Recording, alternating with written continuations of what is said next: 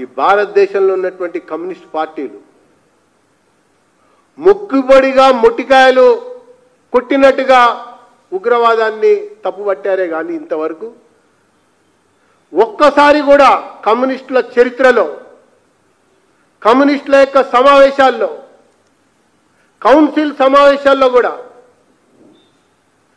ఉగ్రవాదాన్ని అణిచివేయాలని కానీ ఆ ఉగ్రవాదాన్ని పెంచి పోషిస్తూ ప్రేరేపిస్తున్నటువంటి దేశాల పట్ల కఠినంగా వ్యవహరించాలని కానీ ఒక్కసారి కూడా తీర్మానం చేసినటువంటి పాపాన పోలేదన్నటువంటి కమ్యూనిస్టుల యొక్క అసలు విషయాన్ని నేను బయట పెడతా ఉన్నా. సామాజిక మాధ్యమాల్లో రకరకాలుగా మాట్లాడుతున్నారు. మొదటి నుంచి కూడా దౌత్యపరంగా బంధించాలని చెప్పి అడుగుతూ వచ్చారు.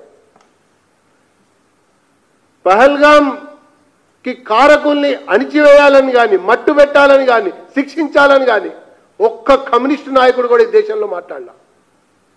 ఖండించడం వేరు, సంఘటనని ఖండించడం వేరు, నామమాత్రంగా ఖండించడం వేరు. కంటి తుడుపు చర్య అంటారు చూసారా, ఆ నామమాత్రంగా ఖండించడం వేరు.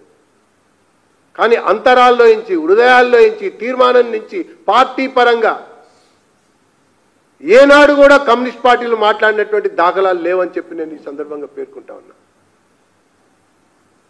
వీళ్ళని బెంగాల్లో బాజా బజాయించిన, త్రిపురలో వీళ్ళ తిక్క అణిచివేసిన, కేరళలో వీళ్ళని ఖతం చేసిన,